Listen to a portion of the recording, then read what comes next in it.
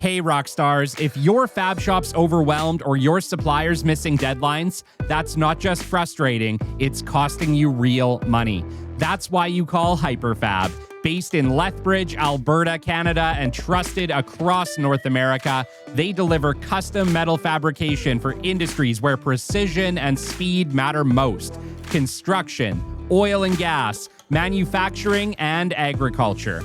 From fiber laser cutting and CNC bending to welding, assembly, and finishing, they do it all in-house with fast turnarounds, tight tolerances, and no handoffs.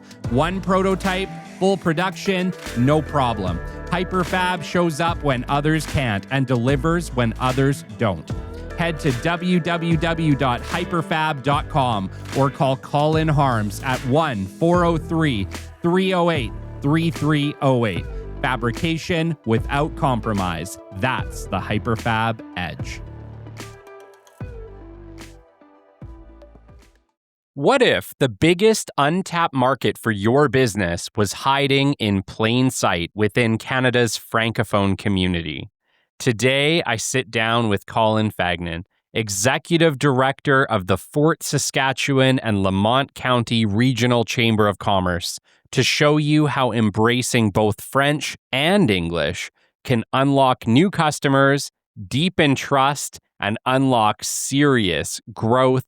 Stick with us. You are not going to want to miss this episode. The great Mark Cuban once said, "Business happens over years and years. Value is measured in the total upside of a business relationship, not by how much you squeezed out in any one deal." And we couldn't agree more. This is the Business Development Podcast, based in Edmonton, Alberta, Canada, and broadcasting to the world. You'll get expert business development advice, tips and experiences, and you'll hear interviews with business owners, CEOs, and business development reps. You'll get actionable advice on how to grow business.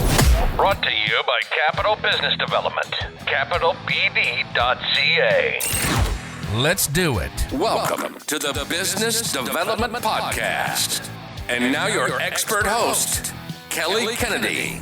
Hello, welcome to episode 296 of the Business Development Podcast. And today it is my absolute pleasure to bring you Colin Fagnan. Colin is a dynamic entrepreneur and the founder of Nyloc Consulting, a company specializing in connecting Francophone and Anglophone businesses. With professional experiences spanning 2 continents and 5 countries, Colin has developed a deep understanding of cultural and linguistic bridges in the business world.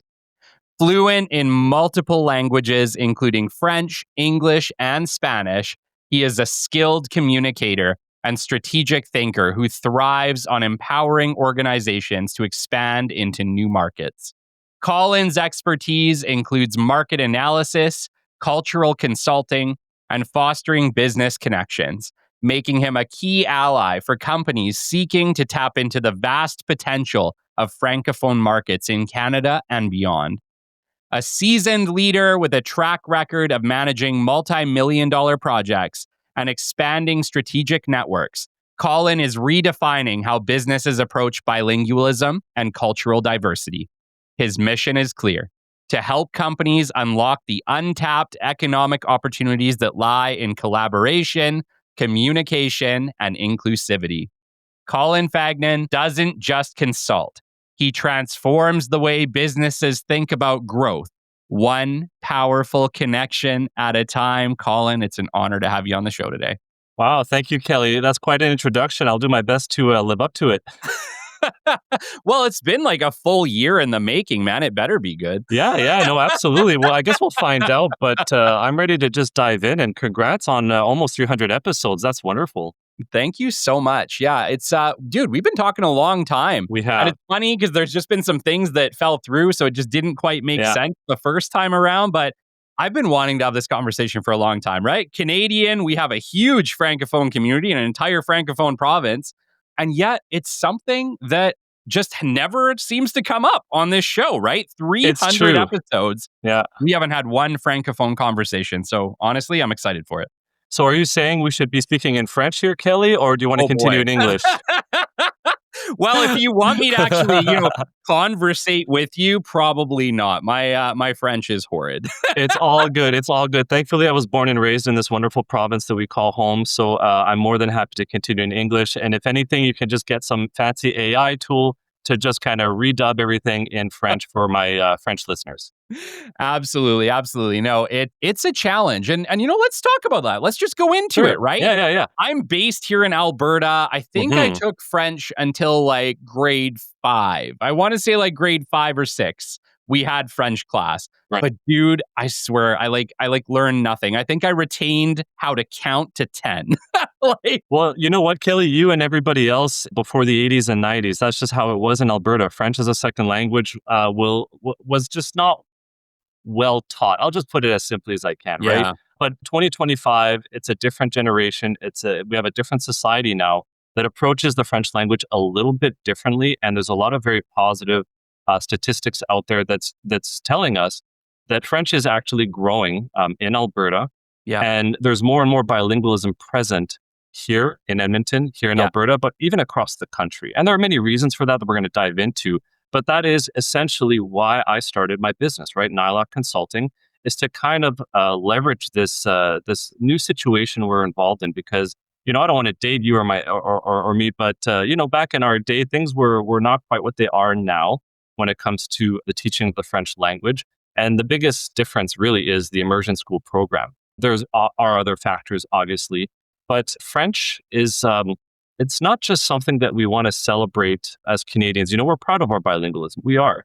But I approach it from a business perspective, right? From a business angle, because this is maybe surprising to some people, but there's a lot of business opportunities when it comes to the French language. And so I think that's kind of how I first contacted you. Obviously, I reached out, what was it, a year and a half ago, maybe even 2 years about that, right? And I remember you telling me, Colin, this is really cool stuff. I have never really heard about this before. And it's basically what I find myself doing a whole lot, Kelly, is talking to business leaders about the reality of the French language in Alberta's business ecosystem. So it's very much the world that I'm involved in. Yeah, absolutely. And frankly, you're the only person I know doing that work, and I know a lot of people, Colin. I'm surprised I don't know more people like you, but I just don't. It's not something that's come up. And, I've worked at some incredibly large organizations, Colin, and some of them have refused to do work in Quebec because they just can't. They don't have that communication barrier. They don't have enough people on their staff that can speak French. And they don't want to essentially create 2 copies of everything, one in English and one in French, because it's a challenge, right?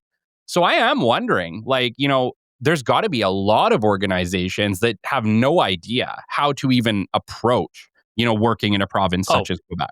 Absolutely. And we definitely will be talking about Quebec, which is, let's call it for what it is, the elephant in the room, right? It is where most French Canadians are, but facts are facts. And there are millions of French Canadians outside of Quebec. And the numbers don't lie. Even in Alberta, we have the second largest French-speaking community of all of Western Canada. And it's very much concentrated around the Edmonton area where you and I are from. Wow. And I guess we're just really good at falling under the radar. And it's honestly something that I scratch my head at times, and I don't even necessarily have an answer for. It is the case that if you're born and raised here like I am, in a French-Canadian family, you do grow up with French spoken at home. And I went to French schools, right? I even went to French university. My life was very much in French, but I was raised here. So I did learn English almost like a first language. And so when I'm walking down the street, you're not going to hear me talk and think, oh, that guy's French, right? Yeah. I'm pretty good at hiding my accent unless I don't know, maybe you put a few drinks in me and, my tongue loosens up a bit. I might trip on a word here or there. Or sometimes funny enough, I will say something in English, not with an accent, but it'll sound a little strange, a little funny because that's the French brain, right? Yeah. Where I'll say an English sentence, but with a French structure. So that's kind of how you can identify. So that's how you can, we can only hide so much, but every now and then you spend enough time with me, you'll hear something silly that I'll say. You know what? I love that. I've spoken with, a lot of people on this show now that are, not just bilingual, but trilingual and even further than that. And I'm never not blown away, man. Like, dude, I know English and I struggle with the English language a lot of the time. Like, I can't tell you how many times I got to edit this show because I like mush mouth. And I just say something that like, oh my God, like, what was I even thinking? I couldn't imagine being able to say a word in more than one language and how challenging, like, you know what I mean? Challenging or not, tell me how that, what is that like? Knowing exactly how to say something in two different ways, in two completely different languages. Does it ever start to get kind of jumbled up for you? Oh, absolutely. In my case, it's even worse because I speak a multitude of languages, right? Having lived and traveled abroad, as you mentioned in the introduction, I've had the good fortune of working and studying in other countries where neither English or French were spoken. And so I just had to kind of learn and adapt. And then I came back home to Edmonton, which is where I live now, after all these years being abroad. And there are times it's a struggle, man. It's a struggle. I'm not going to lie. But it is a wonderful thing to grow up bilingual. And it is something that I definitely want to make sure your listeners are aware of, is that when you are a child growing up and you're developing your brain, there are incredible health benefits that are tied to having a multitude of languages at home or in school. There's a tremendous amount of literature on this very topic, where to the degree you speak multiple languages growing up, you actually increase your ability to learn new information, right? Basically, growing up multilingual supports cognitive flexibility, critical thinking, which, let's be honest, is valuable skills in any industry, right? So it's not like I can, off the top of my head, list you all these different research papers that were written, but the information is out there. And it makes sense if you think about it, because when you speak a multitude of languages, and you're able to kind of crisscross between different languages fluidly, the same goes for different concepts, right? When you're talking about critical thinking skills, when you're able to look at something from one perspective and then kind of reassess it from a different one, if you speak multiple languages, that is just easier to do. And although it's harder to learn a language when we're adults, it's not impossible. So Kelly, there's still hope for you. There's still hope for me. There is still hope for you. And look, I'll be honest. It was a big advantage for me to grow up with multiple languages. But hey, I haven't stopped. I'm still learning, and I'm 38. Yeah. And it's actually a great exercise for your brain, because we talk about going to the gym to take care of your body, right? Yeah. Well, if you want to go to the gym for your brain, learn a language. And even if you don't get to a point where you're going to write Shakespeare in that language, the very act of trying to learn a language is great for, like I said, boosting cognitive flexibility, critical thinking, and helps your memory, because you got to learn a whole bunch of new words, right?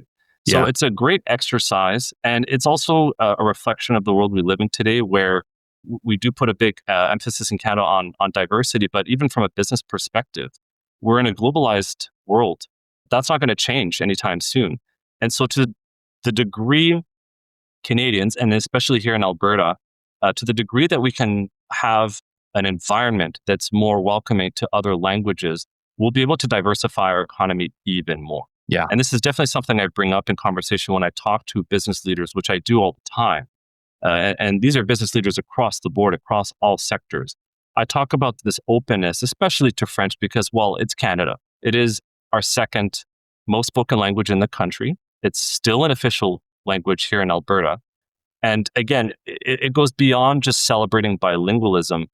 This is something that I'm talking to business leaders about, and how it can maybe help boost their business. Because a survey a few years back, I'll have to send you the link after the podcast, but there was a survey I found where 75% of customers prefer to do business in their first language given the option. Right? Sure.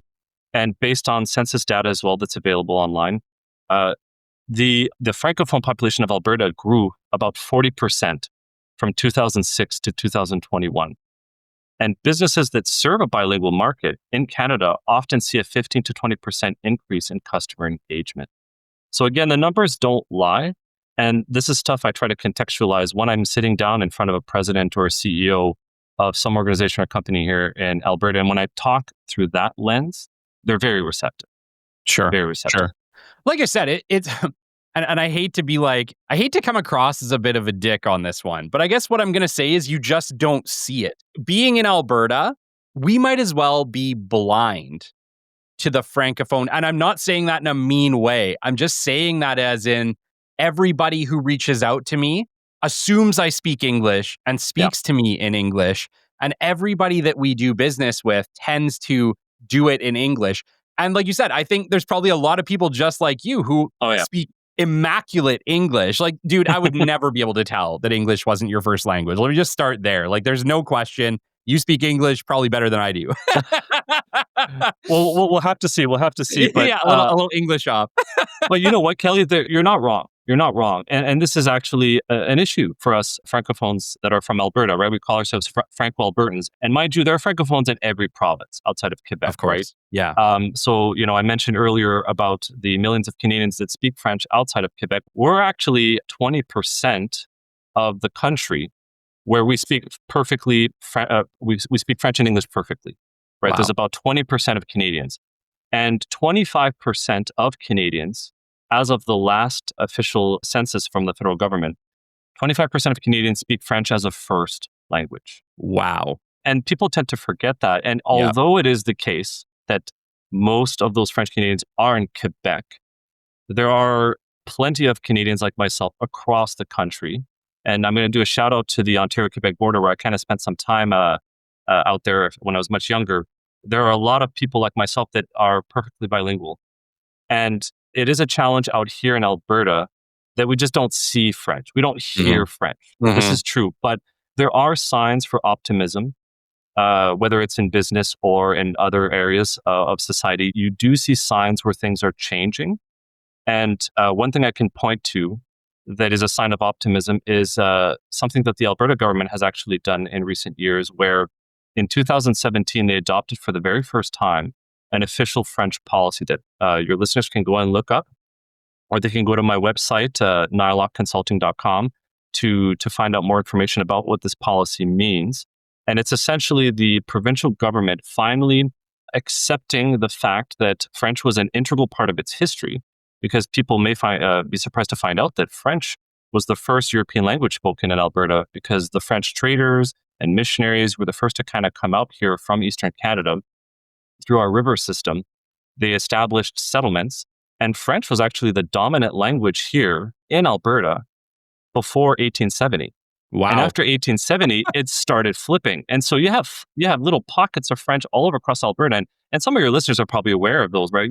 Beaumont, Grand Prairie, Plamondon, even St. Albert. There's plenty of these little communities sprinkled all across the province that are the oldest communities of Alberta, where you go there and that's where you will see some French. You'll see French signs, you'll see French street names, right? And so the Alberta government is aware of this fact, but they just put it into writing for the very first time. And then I'll finish by saying that this policy, which was adopted a few years ago, was recently updated by the UCP government. And just last year, they announced this wonderful action plan, which I'm writing an article about that I'll be posting online soon. I'll be sure to send it your way.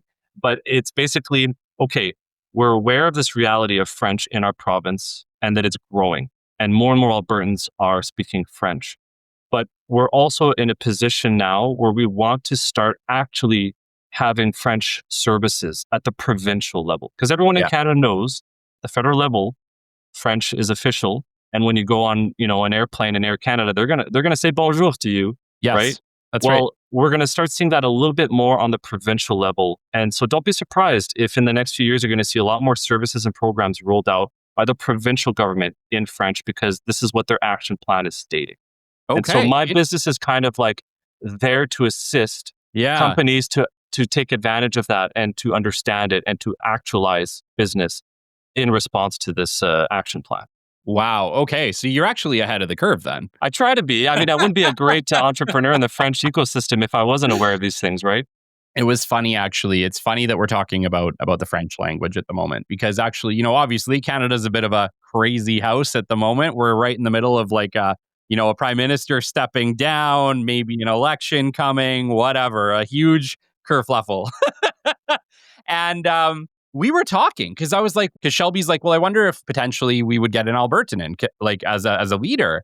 And I just kind of mentioned, like, I don't know. And the reason being is that I don't think you can win a federal election in Canada if you can't speak French. Honestly, so, you really won't. No, you won't. And so it definitely puts non-French speaking Canadians at a massive disadvantage on a national level. Yeah, no, absolutely. And if you look at Quebec, you got to respect the fact that it is the second largest province in the country in terms of population and in terms of GDP. And so don't discount for a moment the voting power of Quebec, right? Yes. And they love their French. I mean, I love my French, right? But I'm born and raised in Alberta, and I grew up bilingual, and that's a big part of my identity. But when you're from Quebec, you live in a completely French world. And so you got to ask yourself, am I willing to vote as a Quebecer for someone who doesn't speak my language? Can he really represent me and my interests domestically and abroad? Yeah. Right? That's a question that Quebecers would ask themselves. And the fact is, French, it's true that we don't see it or hear it, as we mentioned a few minutes ago here in Alberta, but things are changing, not just because of this action plan that I mentioned that the provincial government is putting forward. That action plan is a response to the demographic reality on the ground, which is that there are 500,000 kids in immersion schools in Western Canada that are learning French to a degree where when they graduate, they're going to actually be able to speak it proficiently. Yeah. Now, they're not going to write Shakespeare, right? But they are able to work in that language. They can understand it perfectly. And I say this because I know it. I talk to people all the time that went through the immersion school program. You might even know someone in the immersion school program. Heck, maybe even your kids are in immersion school program. And so what we're going to see here in the next 10, 20 years is that the percentage of Alberta's bilingual population is going to increase quite exponentially. So we could talk about migration within the country, people coming from Quebec to Alberta for better opportunities. We could talk about international immigration, for example, from French-speaking Africa, right? We've had a massive wave for the last 20 years from French-speaking Africa, but we have hundreds of thousands of these kids that are graduating here in Western Canada who can speak French. And so if there's a bilingual job that's available, they'll be able to apply for it. And so whereas it's maybe a different story for you or other people your age or older, because French as a second language wasn't, the greatest program out there. No. I'm still happy it was there, but this is an immersion school program, which is a real massive success story for the country because half the classes are in French. And so that's why it's called immersion. The kids are immersed into it. So they're actually using it when they're learning mathematics or science. Yeah. And we want to have a bilingual society for our business prospects because I lived in Europe. I've lived in multiple countries. And what's the one thing you notice when you're like walking down the street in Europe? Europeans speak 2, 3, maybe even 4 languages, right? Wow. But I also lived in the US. And, not to knock on my American friends who might listen to this. Sorry, guys. But unless you're an immigrant, you usually don't speak another language, right? The US has this melting pot kind of society. In Canada, things are a bit different. But we could always do more in terms of bilingualism. I don't see why we can't have a more bilingual society, which is going to help business opportunities. And it's really what we want because French is the 5th most spoken language in the world. And if I'm not mistaken, there's about 321 million speakers worldwide that speak French. And there's a lot of GDP held up in that language. And so if we want to bring in investments from France, from Belgium, from Switzerland, we don't want them to just all go to Quebec. We want them to come out here to Western Canada. It's a bilingual country. There's French out here. So I'm trying to help business leaders understand the need for more visibility, which is, again, a problem we've raised a couple of times that you mentioned you didn't see. So, I do my part with Nyloc Consulting, which is a new venture, right? I only founded it last fall. Before that, I was at the Francophone Chamber of Commerce, which is the CDEA, Conseil de Développement Économique de l'Alberta, right? So I was a manager there. And we had sent a team to France to talk to the French government to try to get them to have more interest and investment in Western Canada, because it is a problem, Kelly, that we tend to think that French is only found in Quebec when we fail to realize it's actually something that can be found outside of Quebec and even here in Alberta. But it's something we should be encouraging. I'm really interested. What did they say when you guys were pushing, obviously, for hopefully more business in Western Canada? What was the feedback from the French government? Well, I personally wasn't part of the team that went there. I was new at the time at the CDEA when I had just gotten hired. We had a few of my colleagues go out there. But I can tell you that some of what was discussed was tourism. So some Albertans will be surprised to find out that not only do we have a lot of French here, but tourism is also one of our strongest sectors in the province. Yes. So everybody knows about oil and gas. But what a lot of people don't realize is that 10% of jobs in Alberta are directly affected by tourism. And as of 2023, it had reached, I think, about 10 billion or just under $10 billion in GDP for Alberta. That's not nothing. No. Right? And it's difficult to really measure properly because you could argue it's our second largest industry by certain metrics because it has a certain multiplier effect, right? It's an integrated industry. And so the Alberta government does know this. They want to invest more in tourism. And so one of the things that I think was brought up in those meetings in France is, look, France is a large country. It's a rich country. Obviously, they speak French like we do. Granted, different accent, different words, different expressions, but we can agree it's the same language. And they have an alpine culture, right? In the Swiss Alps, the French Alps. So why don't we try to get more of a tourist pipeline coming out here to Alberta where we have the most beautiful mountains in the world? Yes. Right? Now, we have such pipelines with Germany and with Japan, which is why you see a lot of tourists from those countries and a lot of money and flights from those countries. Well, why can't we do the same for France?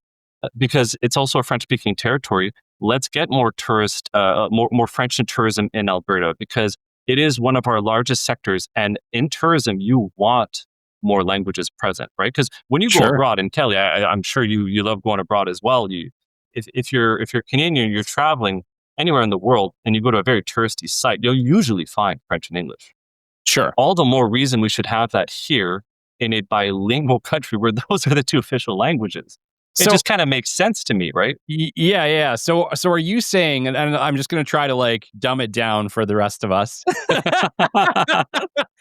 So what you're saying is we don't get enough French tourism because we don't have the infrastructure to support them when they get here. It's one way to look at it, right? It's one of many moving parts when it comes to tourism. And what I mean by infrastructure is that tourism is our second largest industry by certain metrics, right? But it's definitely one of our better performing ones.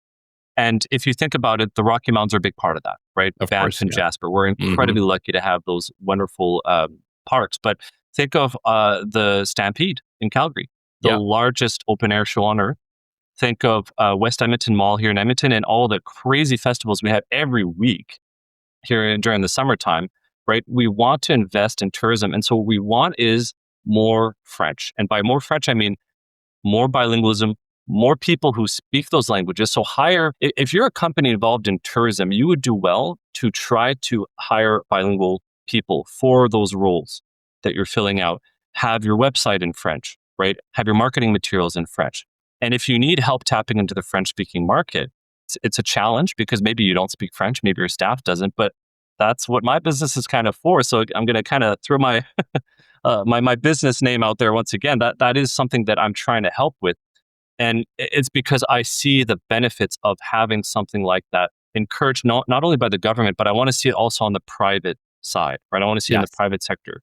So that's why over the last year, Kelly, leading up to founding my business, but also after having created it, I went to talk to all the chambers of commerce. I spoke to the leadership across the board. I spoke to Alberta Council, Invest Alberta, Invest in Canada, Prairie Sky Strategy, Edmonton Global, Alberta Women Entrepreneurs, you name it. I go see all the organizations, and these are some of the things I bring up, right? And so these are business leaders, and I try to say, look, when you talk to your clients, when you talk to all these organizations that are in your sector, raise this issue, and you can bring it up and point them my way if you have to, but there's other organizations that are kind of doing what I'm doing. Like, I'm no longer with the Francophone Chamber of Commerce, the CDEA. It's now Parallel Alberta, a wonderful organization that's spreading its wings right now, located centrally here in Edmonton. They do have an office in Calgary, and they are trying to do this very thing, right? They're trying to talk to businesses, small, medium, or large, and to put this on their radar, but especially in tourism, because they do have their hand in tourism. And I'll give you one last example, because I mentioned they went to France. Well, one of the things they did when I was working there is we tried to have more signs on the highways around the parks translated bilingually, right? To have it in French and English. We Sure. try to do the same with museums because this will only bring benefits to our province when we have an environment that's more inclusive linguistically. It just makes sense from business perspective. Okay. And I want you to I do want to do an exercise with you as we get further on into the show, but I would love to essentially do a hypothetical where we have a company that is only doing business in English. Everything is only set up in English. And maybe you can run us through what integrating French into a company could look like. I love that idea. Sure. But before we do, man, we kind of skipped over it a little bit. I want to get into your background. You are incredibly passionate about what you're doing here, about this integration. And I just want to know, obviously, you talked about it really briefly in the beginning. You grew up in a French as a first language household. Yeah. But take me back. How did you end up on this journey? How Yeah. How do you end up the man you are today? Well, it's true what you say. French is something that's very important to me. It's something I've been involved in for a very long time. But there are periods of my life where I didn't even really speak it because I was abroad, right? But did start in French because I was born here in Edmonton to a French-speaking household because my grandparents are from Quebec and one of my grandmothers was from PEI, right? Prince Edward Island. She was Acadian, so also French culture. And so I grew up in Edmonton going to school in French. My whole life was in French. Hockey team was French. All the clubs that I joined were French. And so it just was a part of my life that I thought was normal, right? Mm-hmm. But as I grew up, I realized, okay, well, I'm obviously living in a world, in a society where English is the dominant language. And it wasn't always easy. I'm not going to lie. It wasn't always easy because when I was growing up in the late 80s and early 90s, you had the climate of the referendums, right? Yes. And I mean, you remember those, right? Yep. It wasn't always the easiest thing to be a Francophone in Western Canada because we were always placed in the boat with Quebec. And although we have cultural ties and historical ties to Quebec, we are very much our own thing, right? Quebec is very far away and we don't have the same accent. We don't have the same words or expressions. And although we're not as old as Quebec with our Francophone communities out here, we've developed our own kind of traditions. And so it was difficult for us to kind of be labeled Quebecers back in the day. And let's just be honest, in Alberta, there was a bit of antagonism and animosity towards the French language due to the referendums, where Quebec was, maybe for your international audience who's listening, they may not realize that Quebec almost separated a number of times from Canada, right, declaring independence. Now, thankfully, that didn't happen. And I can say that as a French Canadian, we're very glad that Quebec stayed within the fold. But it meant that growing up French in Alberta meant you had to deal with some discrimination. Whether it was, kids coming to our school to throw paint on our windows, put graffiti, French, go back to Quebec, even there was sometimes even physical violence I can attest to. So it wasn't easy. And then because you grew up in an English-speaking province, you get to a point where you associate French with what your parents want you to do, with what your teachers want you to do. And I'm sorry, but as a teen, you want to rebel. And you're like, this is not important. I'm just going to speak English, right? And so I remember in the hallways in schools, our teachers would scream at us, no, speak French. And it's not something you really appreciate or value until you're older. Yeah. Which is kind of what I'm going through now, where I realize, okay, this is really important that I kept my French, not just because it's given me opportunities when it comes to my professional life. I've worked in government because I spoke French. I worked in banking because I spoke French. Now, I don't want to get ahead of myself because, let's go back to where I was a kid growing up in Edmonton. French was a very important part of my upbringing. And thankfully, it is still, this might surprise people, it's still an official language in Alberta. So we did have those schools, right? We did have a French university. So very grateful for that. And grateful that my parents taught me French and spoke French with me. And this is, again, for your listeners that maybe have another language that they speak at home, and it's something I come across a lot.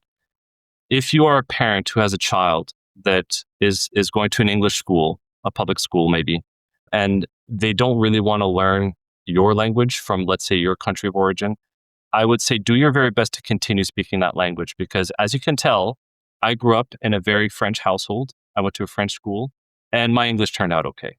And that is the case across the board. So for all those parents out there who are listening, don't assume that if you only speak your mother tongue to your children, that it'll somehow negatively impact their English. It won't. Trust me on this. Yeah.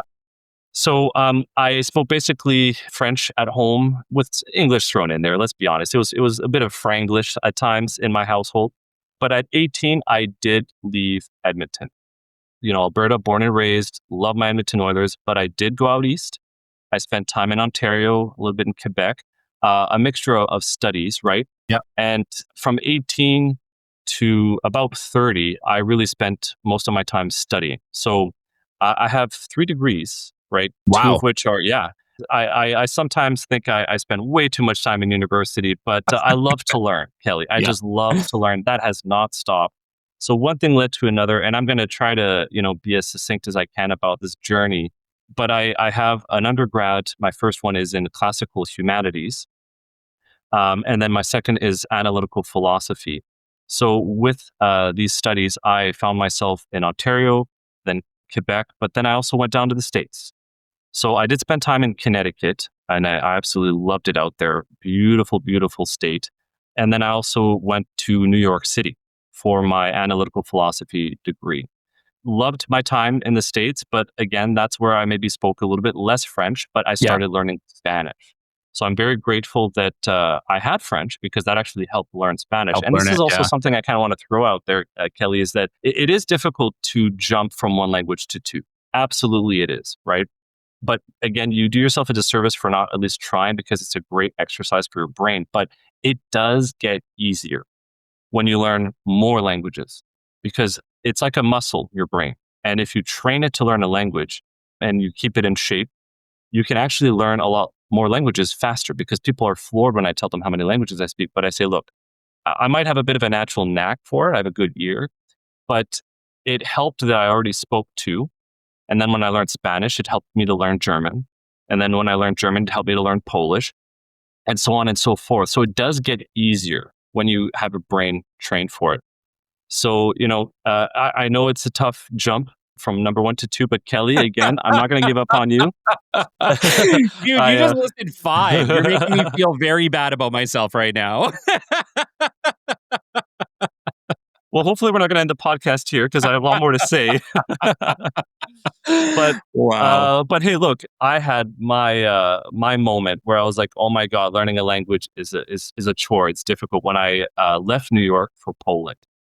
So again, I'm skipping a lot of details just in the interest of time here. But at 25, I went to Poland, Krakow, which is an incredible city. And I went to do some social work out there. And obviously, when you live in Poland, you got to speak the language of the Poles, which is, Polish, which is not the easiest language to learn. And here I arrived thinking, okay, I've got French, I've got English, Spanish, German. I'm good. But yeah, I hit a brick wall in Poland. But the amazing thing is that you were immersed in it, right? So if you want to get food or if you want to find out what the bathroom is, you gotta do as the Romans do when in Rome. Yeah. So and this is why the immersion school program out here in Western Canada is a huge success story for a Canadian society, which is becoming more bilingual because these kids are immersed in the language. It's honestly the best way to learn a language. I know it's not always accessible to people to do that, but I was incredibly grateful that I did spend about a year in Krakow, where I did learn some of the language. I still have a base. It's rough. It's rough. I'm not going to lie, because it is an issue when you learn all these languages. And that's the thing, right? You got to practice. And so this is why I think it's great if you're a business person and you do have some French, try to incorporate it in your business. It's going to do wonders for you and your engagement with your clients, because a little parenthesis in my story here. So I used to work in banking. I was in investments at National Bank Financial here in Edmonton. I worked for a French-speaking wealth advisor, right, or a investment advisor, and his name was Bruno Mercier. Shout out to Bruno, who's now retired, but he spoke French like I did. He's a French boy from Edmonton. Now, a lot of our clients were French-speaking, right, just like myself. Maybe they were Franco-Albertan, maybe they came from Quebec or France or from French-speaking Africa. Now, although we had a lot of these French clients that were with us because we spoke French, it's not like we necessarily offered our services completely in French. What I mean by that is You have a meeting with, so-and-so comes to see you about their investments. And, you might start off the conversation speaking French.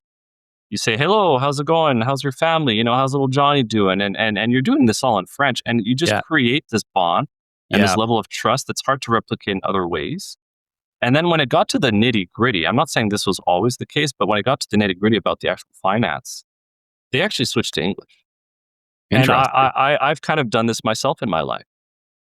And honestly, that's okay. If you can do it all in French, wonderful. But if you're someone who went to the immersion school program, you're an entrepreneur, and you have a product or service, and you're able to kind of bridge that cultural and linguistic gap with someone and create that level of trust, Yes. it doesn't mean you have to offer all your services in that language, which is a challenge because you might not have all the vocabulary. But then, you'll have your service offering in English, and you might land again on French. And honestly, that can make all the difference for some people choosing your business over another. It's a very interesting idea, but you know what? I think you're completely right. It's like if you think about it, you are far more likely to establish trust at a faster rate with somebody speaking your language than you are even with somebody who is speaking your language as a second language, like when broken. Like there's something about that like connection where it's like, oh, this person, they get me. You can skip it at a certain level if you can bridge that language gap. Absolutely. And Kelly, there are a lot of competitors out there, right? And we were talking about finance, but it's the same across the board. Who do you end up going to when you want a service? It's not always the person that's objectively the best in the business. Maybe they are, but it's often the case that you go to see someone you trust. And I'm sorry, but it is much easier to build trust with someone who speaks your language because language, for those who grew up with other languages, understand that it's also, there's a cultural component there that's hard to underestimate. Yes. So I just wanted to kind of throw that little parenthesis out there because I do come across people who are worried about putting French on their website because they're like, oh no, well then so-and-so is going to come see me and expect an entire conversation in French. And honestly, I still feel it's better to have French on your website and let them know, look, I can have a conversation with you, but in French, but we'll probably switch to English when it comes to the nitty gritty, the meat of the service, right? That honestly is still, in my opinion, because I've seen it, it can be enough to land a sale with someone, to really keep a customer intrigued. Again, it all boils down to just be wanting to help businesses, right? To leverage these opportunities that maybe they didn't realize they had before. And I know it's not easy because, hey, look, I was in Poland, and let me tell you, Polish is not an easy language, but I'm happy and proud to say I still have a bit of a base in it. But I was only there a year because next thing you knew, I found myself in Rome. So after Poland, I was in Rome, and I was only there for a little bit of a brief stint, kind of trying to figure out life. And again, I'm skipping over so many details, but I eventually opted to come back to Edmonton after having spent, 7-8 years abroad. Wow. I did come back home to Edmonton. And I came back for personal reasons, right? And when I came back, I had my 2 undergrads, right? Classical humanities and analytical philosophy. I decided that, okay, 2 arts degrees, that's nice, but what am I going to be, a philosopher or a historian? I don't think so. So I decided to start a master's program in political sciences, Canadian studies to be precise. But when I say Canadian studies, nobody really knows what that means. So there are these Canadian studies programs out there where you can specialize. I opted to do it in political sciences, but I opted to do it in French. Okay. Which is because here in Edmonton, we have the U of A, which is one of the biggest and the best universities of Western Canada. But people might be surprised to know there is a campus called Campus Saint-Jean, or it used to be called Faculté Saint-Jean, just in the French Quarter here in Edmonton, where you can actually get post-secondary level education completely in the French language. And their big programs are nursing and education. And I mention education because this goes back to the importance and explosion of interest in the immersion school program. Mm-hmm. They are desperate for French-speaking teachers. So if you're thinking of getting into education, do yourself a favor, learn French, you will get a job right out the gates as a teacher. Oh yeah, there is a massive hunger for French in the education system and in healthcare. Okay. My gosh, man, like that's an incredible journey. Well, I'm not done yet. Wow. Yeah. Because I Okay. went back Well, to Europe, Kelly. My master's program was here at the at Campus Saint Jean, but I had learned some German before I left Canada, and so my director of my thesis in my program also spoke German, and he had studied in Austria. And he said, "Hey, Colin, how'd you like to go back to Europe?" And it was just honestly an opportunity I couldn't say no to. So I actually did part of my master's in Austria. wow. So I went back to Europe in a town called Innsbruck, where they had the Winter Olympics, and this is like in the western part of the country, in the like near the Swiss Alps. Yeah. And one of the most beautiful places of Europe. Honestly, one of the best kept secrets as well. And I don't know if you've ever been in that area, Kelly, but beautiful architecture, friendly people. Everybody speaks English, but I had a wonderful half year there working on my master's thesis. Wow. So if you haven't been, Kelly, I highly recommend go ski in the Alps in Austria. That sounds incredible. Yeah, we have 4 boys, so getting to do anything at this point is it'll have to be in my retirement. But I'm definitely gonna look into it. Well, those who are listening who've been to Austria know what I'm talking about. But again, shout out to my friends in Austria. Absolutely loved it out there. And so after I finished my my exchange program, I did come back to Edmonton, and I've been here ever since. And I graduated from my master's program in political sciences about 8 years ago. Yeah. And in that time, I've done a whole slew of things. And so if you visit my LinkedIn or my website, you'll notice a few interesting things. I've been involved in a lot of different industries, but that's kind of who I am as a person. I love to learn, and everything interests me. Yeah. Right. And so I have been involved in business for a number of years. But I did find myself in government at one point, federal government, working for Canadian Heritage. I got the job because I spoke French. I was also working briefly for the ACFA, which, for those who may not know, is, I'll say it in French, Association Canadienne Française de l'Alberta.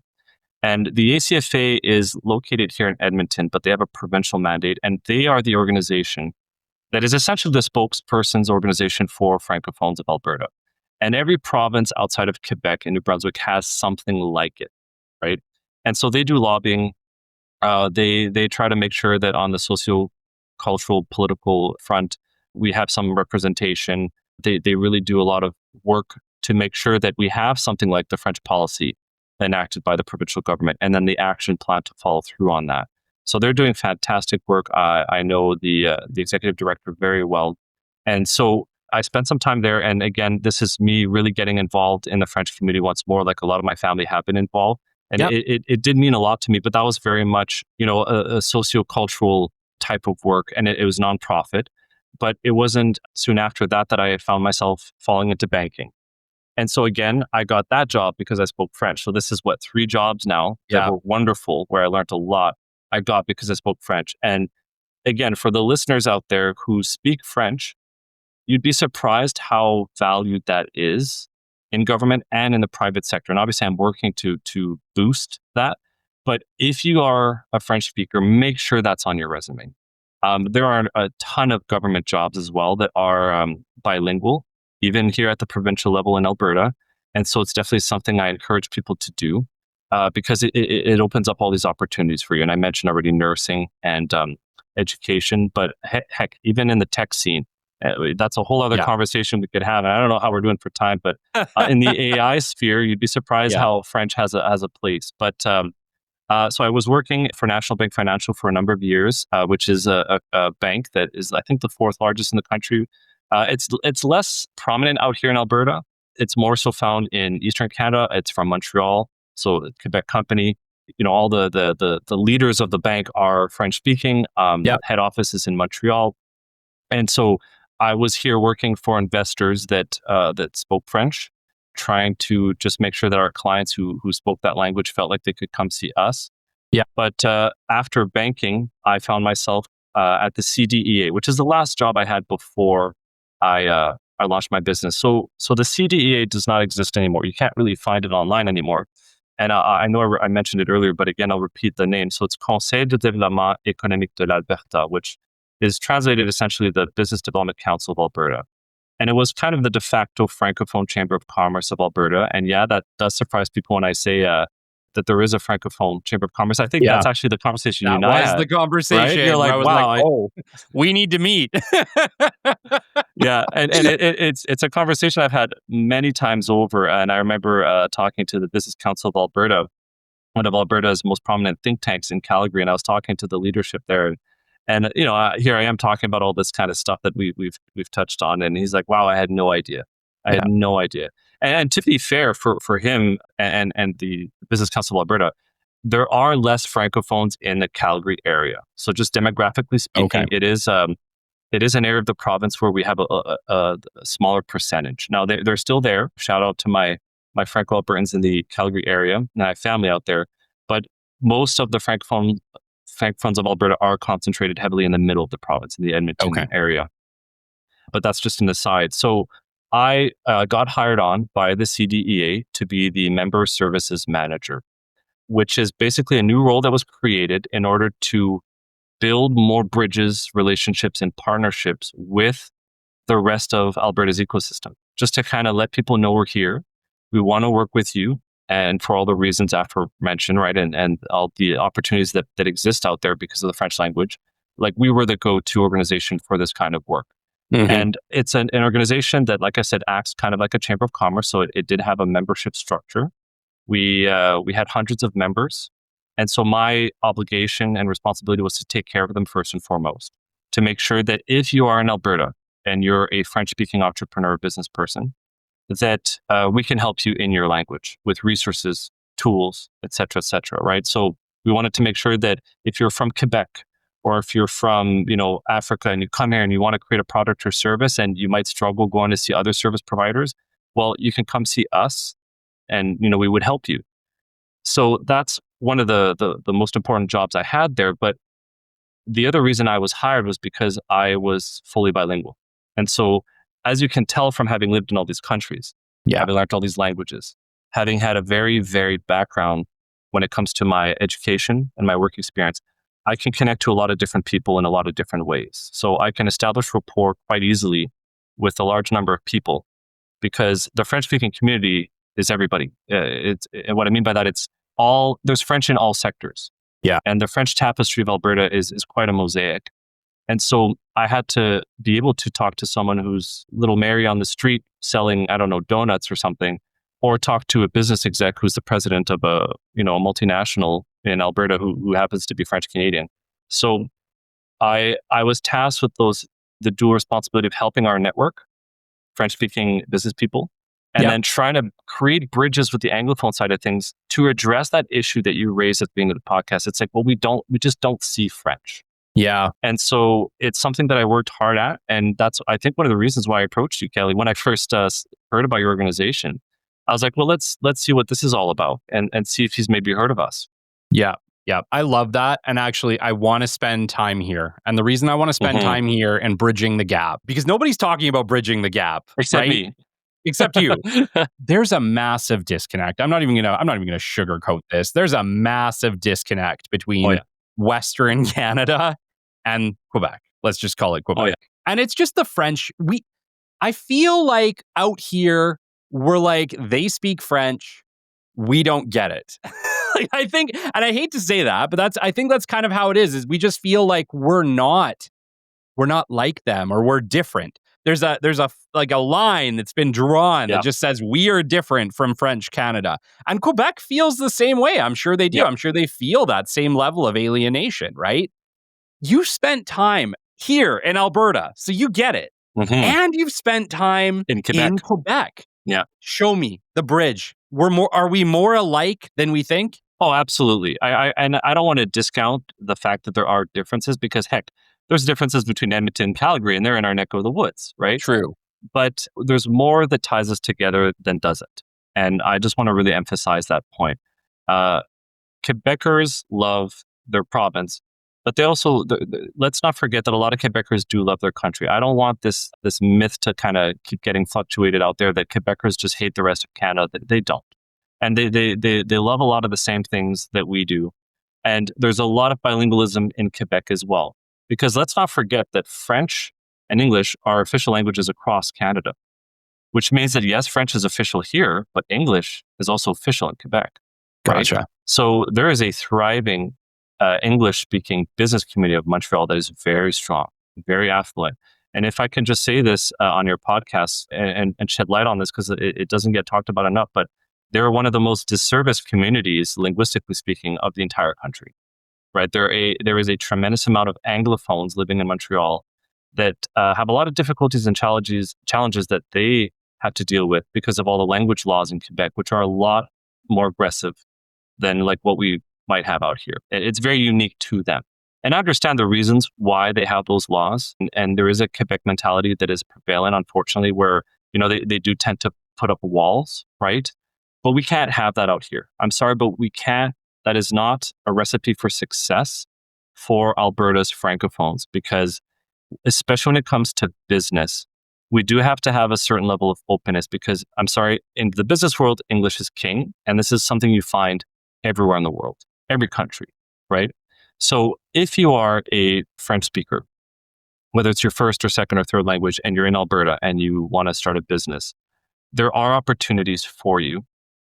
And it is important to maintain your French to the degree that you can, whether it's on a personal level or professional level. But just understand that you will most likely have the majority of your clients being English speakers.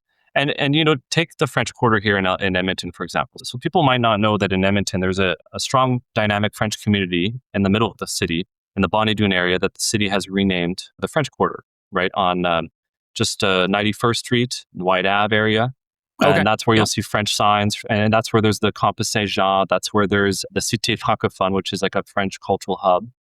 Now, the poster child of the French Quarter, the poster child business is the Café Bicyclette. I don't know if you've heard of it. I haven't been there yet. No. Okay, but you've heard of it. You have heard of it. Heard of it. Okay, Yeah. so it's like I said, it's the poster child business of the Francophone community. But 80 to 90% of the people that go there are Anglophones. My boss at the bank, when I was working for National Bank Financial, spoke French, and we really pushed to have Francophone clients. But most of our clients were Anglophone. That is something that I also noticed when I was the manager at the CDEA. Is most of our businesses that were members had mostly Anglophones for clients. And so you can't really have a truly successful business that's going to grow and scale at to a point where you're going to become like Alberta's too Anglophone at the moment for you to really have a company that's going to reach a very large size. You're mostly going to stay small, medium if you just stick to French, right? That doesn't mean you can't have French on your website or as part of your service offering. But just understand that you're going to have to be part of this ecosystem, which is still mostly Anglophone. And that's why it was so important for my position when I was at the CDEA to make sure that I built bridges with the chambers of commerce, with other service providers like Futurepreneurs, Alberta Women Entrepreneurs, Black Ventures Association of Alberta. So I went to talk to these people and I said, look, what is it that you're doing? And how can we work together? Because most likely you have Francophones in your network that could benefit from our help and vice versa. We might have people in our network that we can help in French, but there are certain things that we can't do that your organization does. So why don't we work together? And so rather than putting up walls, let's do community building.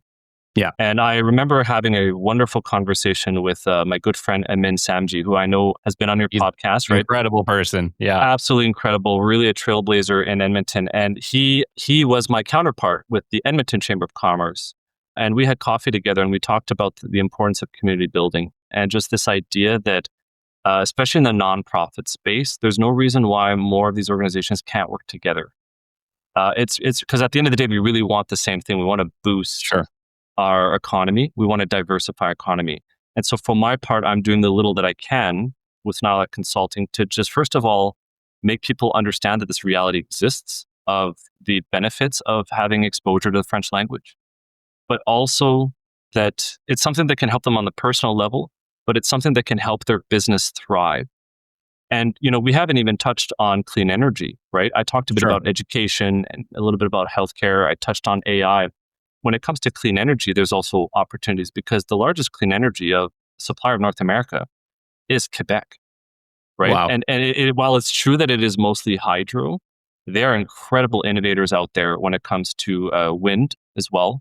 They're also involved in hydrogen. And when you go across the Atlantic, the largest clean energy supplier of Europe is France, Wow. another French-speaking territory. And here we are in Alberta, an energy powerhouse, right? That we want to diversify as much as we want, as much as we can. And so why not try to attract that investment and that interest from these French-speaking territories to Alberta, bring over that expertise. We have a wonderful, beautiful province that's a lot more livable than those areas. And we have much more favorable business laws, if I might add.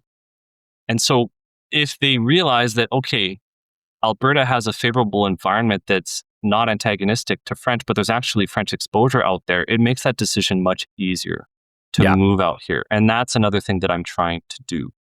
And if I may, Kelly, just one more thing I want to add. I'm also a volunteer with the European Canadian Centre for Innovation and Research. So I'm one of their strategic advisors and stakeholder engagement specialists. And this is something that we're trying to do as well as bridge the connections between Europe and Canada. Wow. And we're going to need that. We do because everybody agrees we need to diversify in Alberta. And I'm sure you've spoken to a lot of really smart people on this podcast who understand how important that is. Yes. And so I'm not saying I'm the first to be out there in the business ecosystem of Alberta talking to leadership across the board to make sure that people are aware so that they can take advantage.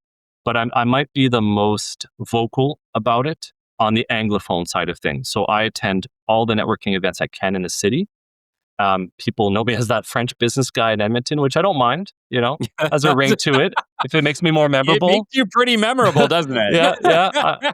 I don't discount it.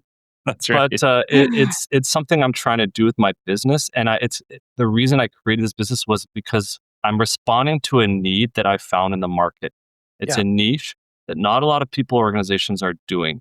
And so I can't thank you enough for giving me this platform to talk about it because I know how interested you are personally. But every time I have a meeting like this with a CEO or president in Edmonton or somewhere else in Alberta or even online, there's a lot of interest in this kind of openness that we need to leverage. And I'm just happy to see the government is also following suit. Yeah. And, here's the thing. We're talking to a ton of leaders right now who are finding this conversation, if they've gotten this far, very interesting. And they're probably gotten this far because they want to know more about how they could do this with their own company. And so, in the beginning, I said, give me a hypothetical situation. Right. Let's speak to those leaders right now who have maybe medium to large size Anglophone businesses in Canada, United States, who knows, wherever. Yeah. And they want to diversify. They want to potentially reach those bilingual markets. Where do you, walk me through how do you work with these companies? Just walk me through it. Yeah. The first thing that's brought up usually is their website. It's one of the first things that I look for. I go to the website and I say, okay, I noticed that you have a wonderful website that has a lot of interesting links on it, but I don't notice a French translation, which again is not necessary, but you're at a disadvantage if you don't have some kind of French on the website. And some people tell me, well, what if we don't offer a service in French? I say, look, it doesn't matter. Doesn't matter because they might be a French speaker who finds our website because it's French, but they'll speak English and they can continue doing business in English with you. But it goes back to the fact that even if you start a conversation in French, it can bridge the gap for certain people and creates a certain level of trust. If as a French speaker, they see that your website's in French, they don't necessarily expect the service to be in French, but they're more likely to contact you and want to do business with you. I have never known an instance where a company had French on their website that did not offer French service that regretted having French on their website. Because remember, there are hundreds of millions of people that speak French in the world. And we live in a globalized world now where our economy is tied to markets across the oceans. And people can search for your website when they want to do business here. They'll find it in French. They'll find it in French first. Yeah.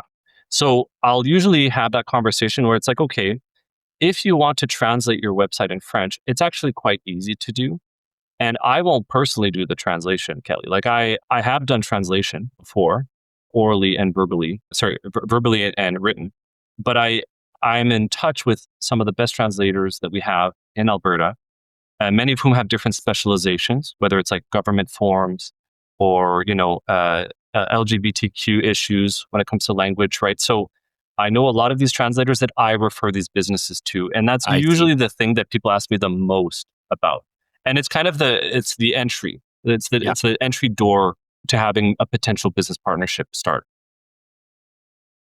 So the second thing would be workers at your company that speak the language. So I often ask, well, look, you have this position that you're opening that you want to create. Wonderful. It wouldn't take much to actually just put one requirement on there. It's like make it a bilingual, especially when it comes to like marketing, especially when it comes to stakeholder engagement or member services management, which is what I did. You could always make these roles bilingual, and I think it's especially important in tourism. Hire French-speaking staff in your restaurant. Yeah. You're a tour guide company, hire French-speaking staff, right? Quebecers, for example, love the mountains. There are a lot of Quebec tourists because it's just built into their culture that they love the outdoors. There's a lot of students that would love to come out to the Rocky Mountains during the summer, and there are already a lot that are doing this, but there could be a lot more. They would love to come out and work jobs during the summer where they can use their French. But people forget that you don't always have to go to Quebec for that. At this point in time, Kelly, there are over 260,000 Albertans who speak French. That's more than a quarter of a million, and it's only growing. And like I said, almost 100,000 of them speak French as a first language. And so these people would love nothing more than to utilize their French when it comes to business. So I let them know, look, just hire bilingual staff. That's just how it is in Europe. In Europe, if you speak 2 or 3 languages, you are much more likely to get hired for a company that is a multinational than not, right? And then the third thing I bring up in these conversations is if you need help to tap into the French-speaking market, whether it's domestically here in Edmonton, or you want to bring your product or your service to Quebec, I can assist with that because there is a linguistic gap. There's also a cultural one. There's also a law. There are laws that are different out in Quebec, right? There's an organization here in Alberta that is a service provider, one of the top service providers in our province, and they wanted to roll out certain programs in French for entrepreneurs.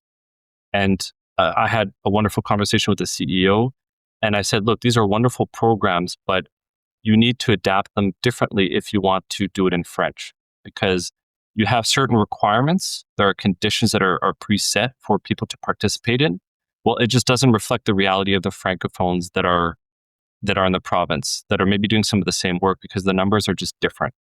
And so I just consult and I assist with information statistics to make sure that their programs can align better to meet the needs of the target market that they're going for.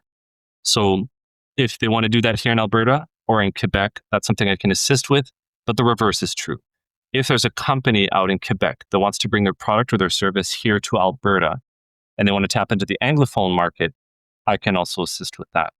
So these are just some of the things that I can help with when I talk to business leaders and the French language. And of course, there's other things that I offer with my business, but that is probably 85, 90% of what I find is the requested service when I have meetings. Amazing. Okay. And one of the other questions that I have for you is that we have an international community on this show. We're listened to in 145 countries around the world. If there are, French speaking countries who may want to do business here, can you help them as well? Oh, absolutely. And honestly, come to Alberta. Like I said, we're one of the most beautiful provinces in the entire world. Just Google beautiful Canada and you're going to see images of our wonderful Rocky Mountains. Edmonton is also the most affordable major city in Canada at the moment, with excellent business-friendly environments when it comes to laws. And we're growing. We have a wonderful economy it's boosting Canada's economy. And I think last year alone, 100,000 new jobs were created in our province alone, which is well ahead of our other provinces in the country. And we're also an incredible hub for innovation and for research, which is also something that people may not realize about Alberta, because obviously the oil and gas sector is our bread and butter out here, and it will continue to be the case for a while longer. But we also have incredible developments in the AI space that are honestly revolutionary. And we have some of the top AI people in the world that are working out of Alberta. And so there are many reasons why you would want to come to Alberta, but don't feel that if you're a French speaker, you got to land in Quebec, right? Because there is French out here. It might not be as visible as Quebec, but we're working on it. And the other thing I want to mention is that Alberta there are French communities all over the place, and there are service providers that can be there to help you as well. I'm not the only one. I'm thankful to be on the podcast, but again, I want to shout out to Parallel Alberta, which is the rebranded new organization that took the place of the CDA where I worked at. They're gonna do amazing things in this province, and they just started out in the spring. They just kind of created this new organization. And so there are also wonderful consultants that I know that also speak French, that if I can't help you with your business, I probably know someone who can. Because I'm a networker through and through. And the strength that I have with my business is that I know a lot of people. And because I can connect with a lot of different languages and cultures. But that is the reason I was asked to be the MC when I was at the CDEA for an international bilingual summit that we had on immigration from French-speaking territories. So in November, not last year, but the year before, we had a live summit that was streamed across 3 continents, so North America, Europe, and Africa, where we had Immigration Canada there. We had a bunch of business leaders. We had the Alberta government present. We had some of our consulates and teams surrounding our ambassadors abroad, where we spoke about this pipeline of immigration, where we want some of the top labor from these countries to feel like they can come make a home here in Alberta if they speak French, rather than just landing in Quebec first. Because what we've noticed is that there are thousands of highly skilled immigrants that go to Quebec because they feel that's the only place where there is French in Canada, only to find out that a year or two later, they really want to move here to Quebec. Sure. And so we were trying to essentially bypass Quebec to say, hey, look, if you're in France or Switzerland or in Lebanon or Africa and you want to come to Canada, come to Alberta, because the action plan of the provincial government has already started. And there's going to be a lot more provincial services that are going to be offered in French, because the federal one's already French, right? You can already get your federal services. And by and large, it's pretty good here in Alberta. It could be a little bit better, I'll be honest. but there are a lot of supports for you if you want to make Alberta your home and you're a native speaker. But you will eventually have to learn English. I mean, that's just, I'm not going to mince words on that. Like I said before, if you are a French speaker and you create a business here, you can absolutely thrive in French. But it doesn't matter what you do for your business, whether it's a product or a service, and you're going to have mostly Anglophones that are going to boost your business forward. I just want to make sure that's kind of clear. It is. We just don't have the French-speaking population that Quebec does to have companies that really scale at the same level that you could in a French-speaking province. Absolutely. And, you made the comment in the beginning that, 10 million people or 25% of Canada speak French, but that means that the remaining 75% or 30 million people speak English. So we need to make sure, I would say for sure, you don't want to alienate those people if you're in business. Exactly. Because I know this because I had people in my network, right, that said, oh, well, look, I have this service and I want to do it all in French. I said, okay, great, wonderful. There are French people that would love this service, but they're not enough. Yeah. Because there are cases where you have someone who's fully bilingual that just might feel a little bit more comfortable getting a service in English. Even if they love their French and they speak it at home, just like some of the clients we had at National Bank Financial, there are people that just feel like, I'd rather have this conversation or this service or get this product in English, even though I speak French. But again, I've said this time and time again, and I'm beating a dead horse here, but to the degree you at least have exposure to that language, whether it's on your website or whether it's a greeting at the door, it is enough to land a sale, because we've seen it. It gives you options that another company that doesn't do it simply doesn't have. That's it, right? Yeah. It's an advantage either way, because it's one more thing than the other guy has. Absolutely. Absolutely.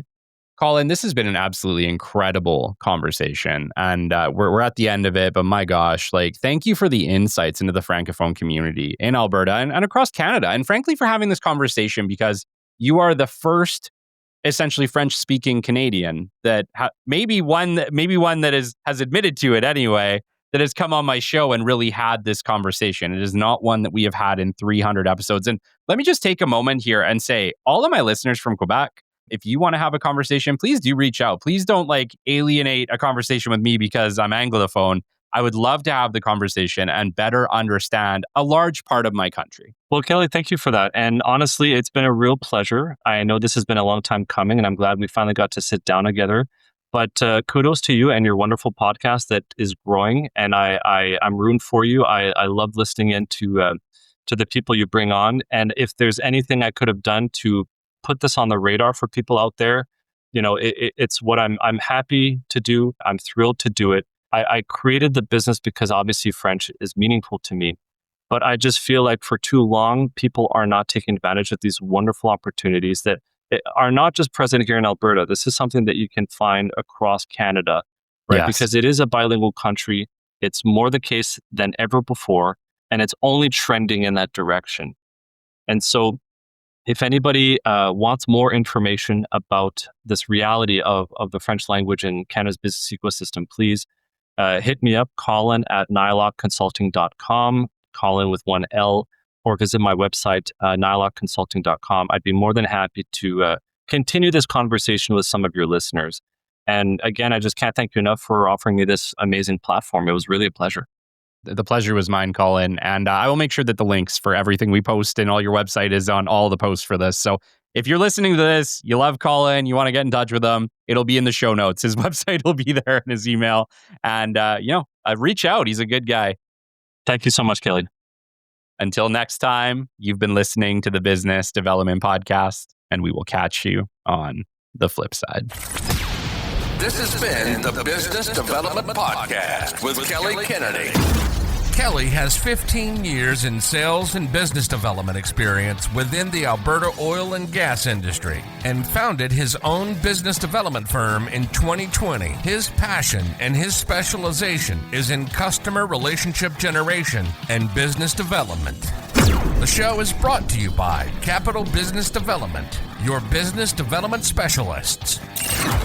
For more, we invite you to the website at www.capitalbd.ca. See you next time on the Business Development Podcast.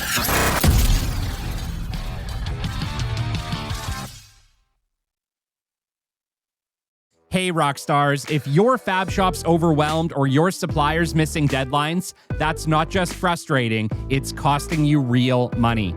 That's why you call HyperFab.